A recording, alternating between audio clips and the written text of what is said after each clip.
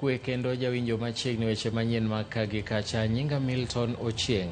Riwruog jopuonj NAT kaachiel kod KUPPET olando ng'anyo mar jopuonj machakore tarik 26 dweni bang' duol mandiko jopuonj e TSC koso chopo dwachgi.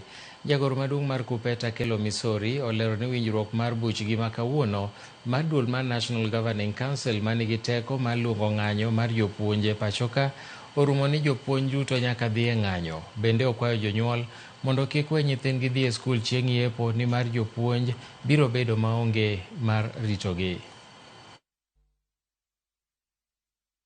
Jobura ong'ado ni nyaka wang'any kendo jonyuol kik ter nyithindo tarik 26 dwe mar 8 higa ni e skul. Jopuonj nigi rochruok margi e yor mar medical cover ni insurance monego bed ni miyo jopuonj cover koro ok nyal miyo jopuonj cover no nikech ka jopuonj odhi e hospitande mag gibedo ka gidhi e pile tiriembogi ni wan pesa tinde ok chulwa. Jopuonj nigi loans mang'eny magikawo, gin gi sako gi pesa magitere sako. Iyudo pesa bendi chik mar piny NSSF. Jopuonj osedhi e portal mar NSSF to yudo ka pesa gi mong'adi madonjo e NSSF kucho onge. Ka japuonj ma graduate chamo siling 17,000 to kendo dak e town machalo kaka Kisumu, Nairobi kata Mombasa, maendi en gima nyiso ni wan gi employer ma ok sensitive. Ng'ato kosebedo qualified to nego to timo tich machalre gi ma jopa moko timo, to nego be ni chule pesa moromore gi tijeno. Jatend piny William Ruto otelo ne nyasi mar rwako pacho kendo dhialo jong'wech manche nochung'ne Kenya e tuke mag Olympic mancha nobagie e boma ma Paris e piny Ufaransa. Nyasi ma kamano obagie kar jot matin mar jatend piny e boma ma Eldoret. Jong'wech ma kamago kotelnegi kod kapten margi Faith Kipyegon omi mich mar omenda aching' kipakogi kuom keto Kenya mbele mar pinje duto mag Afrika manoyuore tukego. Joloch mag goldi nomi siling milion 3 moro ka moro, eka joloch mag silva noyudo milion 2 to joloch mag bronze nomi siling milion 1 moro ka moro.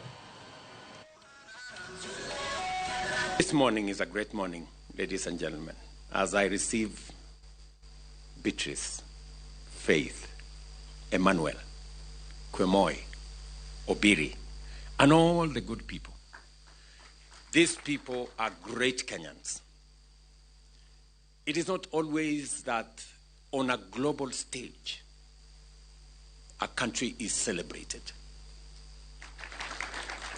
In Paris, our athletes once again demonstrated to the world that when it comes to endurance, determination, and the unshakable will to succeed, we are at the top of our continent. And as if that's not enough, we became country number 2 in the whole world in athletics.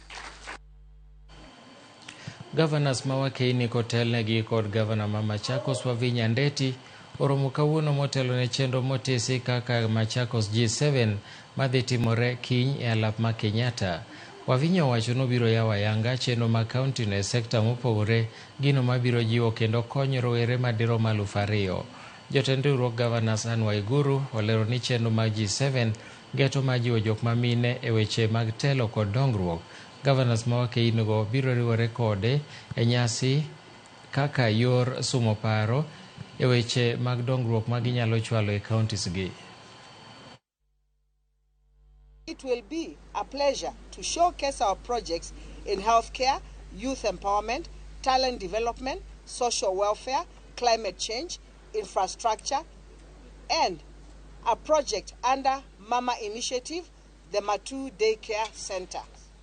I note with satisfaction that a total of 276,000 individuals will benefit from these empowerment programs. The idea of the G7 is to encourage women in leadership, first by starting to encourage those who are already elected, but also by coming together, visiting one another, looking at what the projects our colleagues have done. We hope to encourage those who are aspiring to leadership that it can actually be done. Jodak malaini saba e Kibra nobedo gi midhiero mar mach manowang'o ute kendo ketho mwandu manengone pod ok oyangi bang' mach muoch otieno ma pi norugodo kawuono. Jodak ywak ni masiche mag mach medo ketho mwandugi ka koro gibiro seyo modhuro ne gavana ma Nairobi kuom koso keto kenge makare mar rito ngimagi kod mwandugi e kinde ma masiche ma kamago omonjogi. Jafwambo marwa Cynthia Onyango miyowa ler. Idiero tieno ka jajuok, matoka mag simo macho makong'we iri titi e apaya ka ging'ur malit mondo wenegi apaya gikal. Geno en mar chopo kama masich macho nenoe mondo gikony e simo mach ma omonjo jodak ma Kibra. Wan bende wakaso bangi. Kuom hawi marach, matokni gi ochopo Kibra to modeko kendo maonge kod pi moromo manyalo konyo e simo majno chuth. Gino mawang'o i jopiny. Moto ilianza 5, si ni kweli? Zimamoto zimekam gari mbili, si ni kweli? Tunaambiwa kuna kazi ya zimamoto na zina maji. Kwani kazi ya zimamoto ni gani? Sakaja must go, sakaja ashuke. Huku na ban, ala kuna nini zina maji.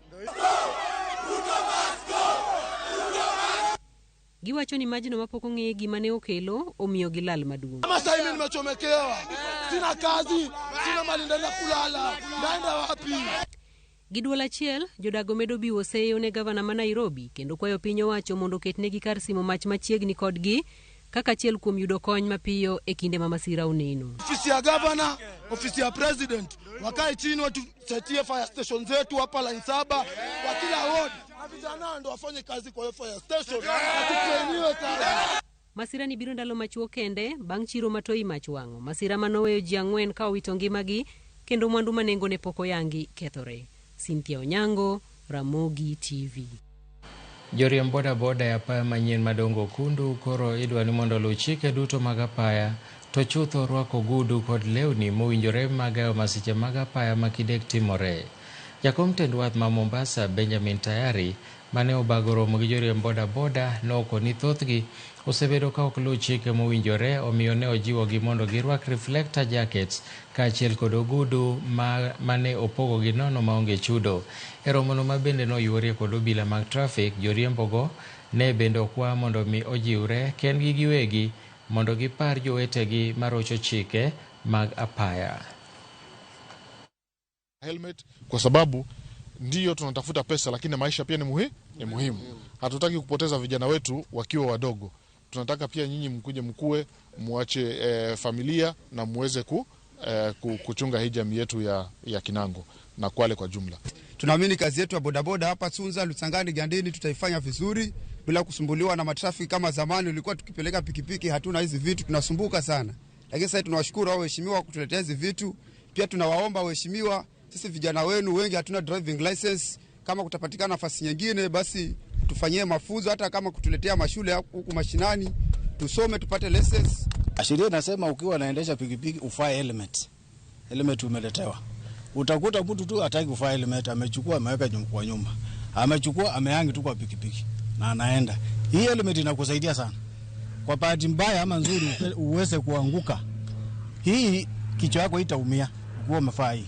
So wakati tunaendesha pikipiki tukue waangalifu. Sheria inasema ukuwe na license ambayo ni valid na imepigwa klasi ya pikipiki. Sio tunaendesha pikipiki na uko na license ya gari, imewekwa klasi ya gari na unasema niko na license.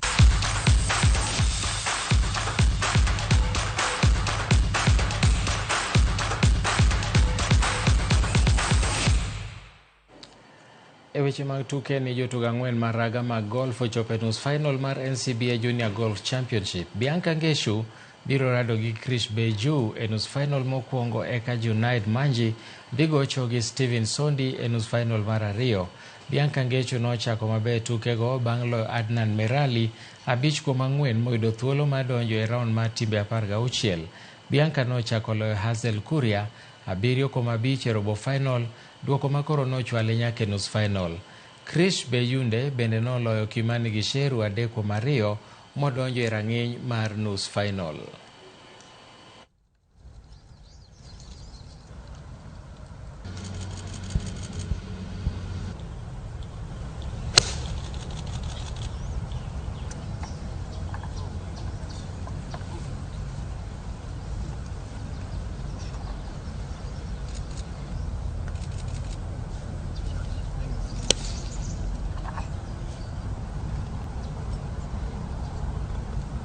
round today was really good.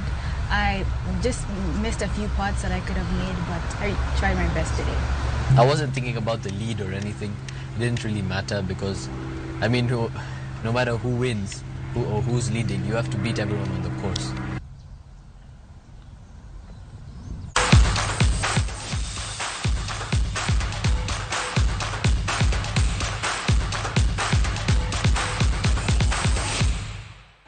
Nen mor mar kelo ni weche manyien ma kagi kacha odhiambo masani bang' thuolo machok DJ Vic biro ni kagi ngoma Owake. Nyinga Milton Ochieng, warom kendo kiny e weche mamoko manyien.